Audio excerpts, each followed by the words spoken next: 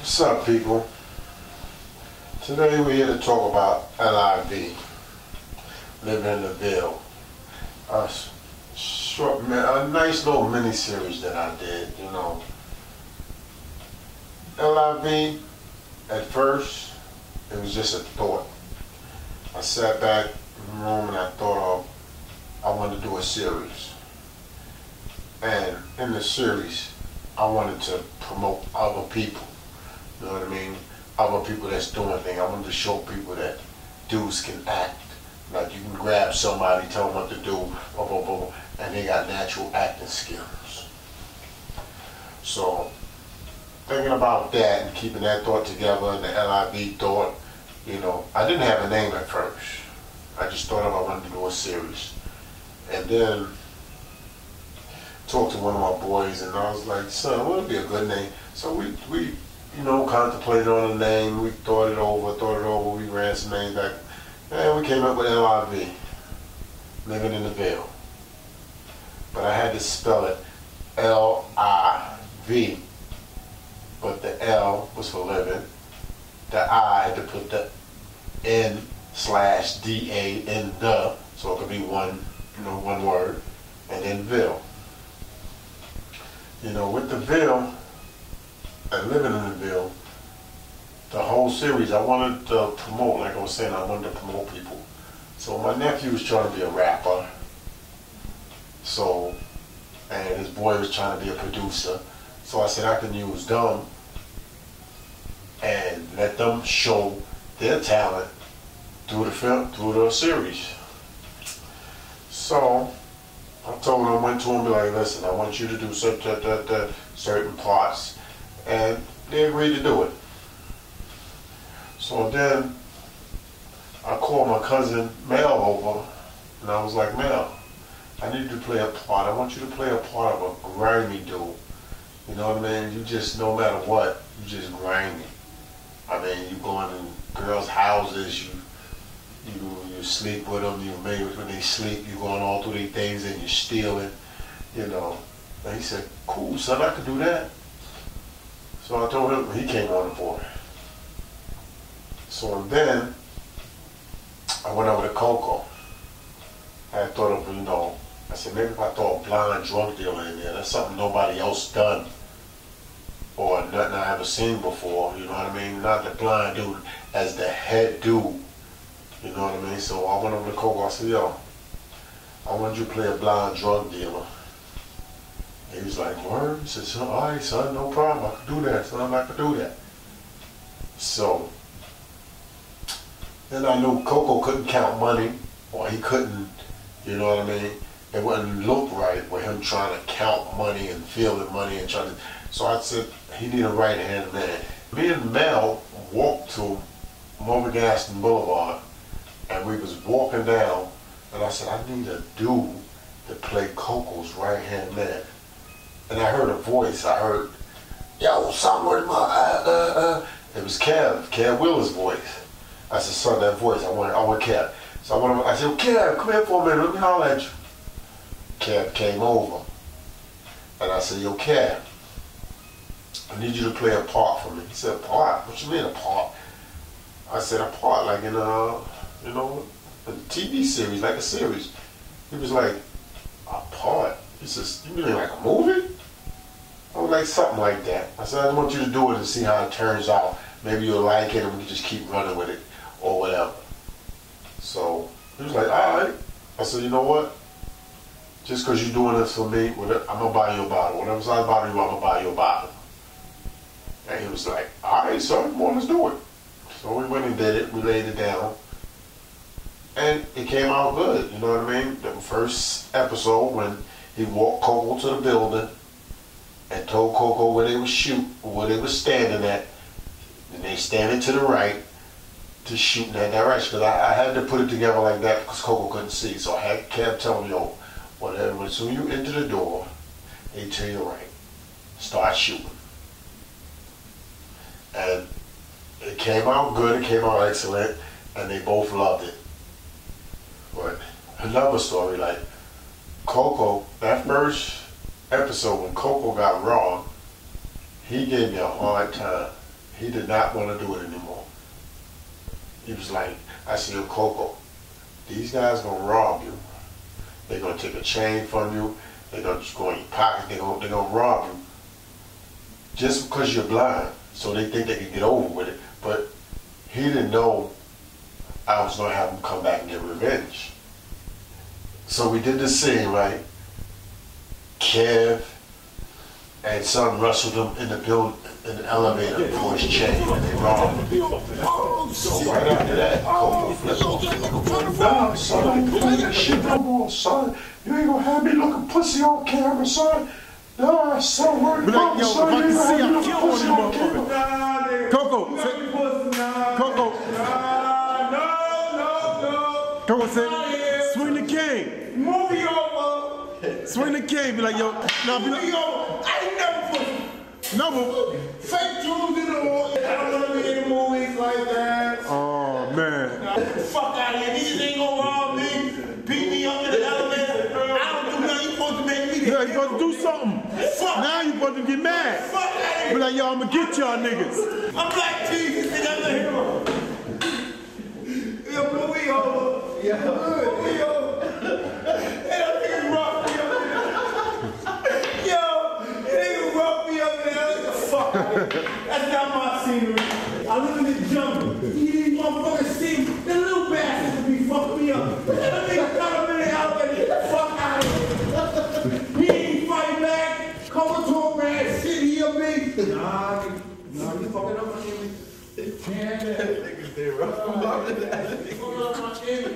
a big. Other days, it's like he really didn't want to fuck with me. And I was like, wow. These dudes don't understand. You're just acting. You're not, this is not your natural, actual life. You're just acting. You're playing a part. But some of them, they couldn't like separate being in the hood and from the hood and acting out a part. He felt this dude was gonna think he was soft because he got robbed on camera. So I had to fight with him and argue with him and be like, Coco, come on. I said, stop playing. You did a good job on this first scene. Let's keep this shit rolling. I said, a lot of people like it, boom, boom. So he gave me the benefit of the doubt. And I said, okay, Coco, what we gonna do? That's when you will get your revenge. We're gonna let Kev take you to the building or whatever, or we're gonna have somebody take you to the building. That was before I got Kev, that he did that first part. Let somebody take you to the building, you're gonna get your revenge on it. He was dig that. So when it comes to shooting somebody, not everybody in L.I.V. or everybody that I talked to do a part wanted to be a shooter or a drug dealer. And that's why, you know what I mean? It seemed like L.I.V. didn't go as far as it did or should have, because it was hard for me to get people that want to play the herd, that want to play the victim. It's like they didn't want to play that part. Everybody wanted to be a shooter or this or that or a big time drug dealer or this and that. I was like, listen, I got my main people that's doing them parts. How about you just come doing a part, playing a victim or something, or just, nobody wanted to do it. So I just moved on. Sometimes I just switched the script up and did something differently. You know. L.I.V. was kind of like a hassle to film. Because I would call the dudes or let them know like a week in advance. I used to be like, I worked, so it was hard for me to do it all the time, 24 hours. So I would let the guys know on my days off. I said, I'm off Thursday and Fridays. I'm coming through on Thursday. Everybody available on Thursday? Yeah, so yeah. I get up Thursday morning, I call a few guys. Yeah, I'll be out there, you'll be out there. Get to Brownsville. I'm sitting on the bench by myself, waiting for people to come. I tell them 2 o'clock. Some show up at 3:30. Then I would have like a script written up for 3 or 4 dudes to do a part. and they want to show up. I'll be sitting on the bench with that one, we waiting for the other one to show up, or the other 2 or 3 to show up. And it was like playing cat and mouse, because he'll break out and say, I gotta go to the store, I gotta do something real quick, and then the other one will come. Then the other one will stick around for a few minutes, and I'm calling the other one, see if he can come back, and then the other one, and it was like playing cat and mouse. Like, it was rough. I'm kind of surprised I got as much done as I did. It was rough, it was rough. A lot of the guys that did parts, these guys was like really in the streets. So they really didn't care about a quick come up or whatever, you know what I mean? Because they in the streets, they getting money any way they can get money. I guess they call it survival or whatever. And if they saw an opportunity, they was taking it. Like, we pulled in to do Bernhardt. Bernhardt came in, he did a nice couple of scenes, he did his thing. Bern was a slick dude. He will steal anything, man. You take your eyes off him, he got sticky fingers. So every time, like, I would film around certain dudes, I had to be on my P's and Q's and really watch, you know what I mean? Or anything. Even like with the fake $100 bills or this or that. I had to watch because these dudes would try to take one and, you know, clip you for one, hold on to it, and then hit the streets with it. And maybe get it off, or you know what I mean? So if I can't trust you, I don't want you around me. You know what I mean? Because then you're gonna do something, then I'm gonna blow my top, and then it's over. You know what I mean? So instead of me going that route, when I have to blow my top and really hurt you and put you in the hospital or whatever, I'd rather not deal with you. So I just, you do you, we try to do us over here.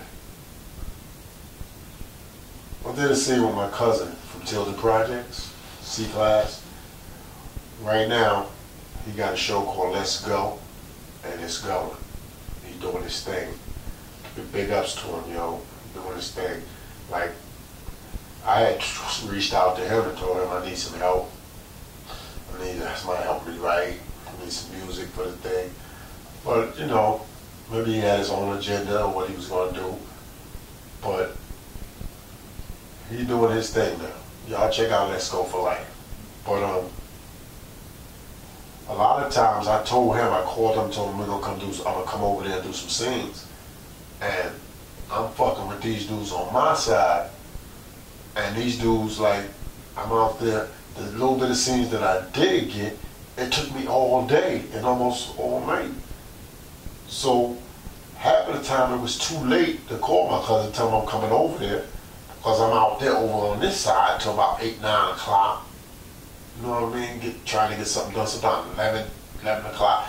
So I'm like, I wanted to get over there to do what I had to do, but I just couldn't, you know what I mean? Dealing with the time of these guys. Sometimes we had to film for hours because they couldn't get it right, or, you know, I had to wait around till I was able to get the shot that I needed because they was busy.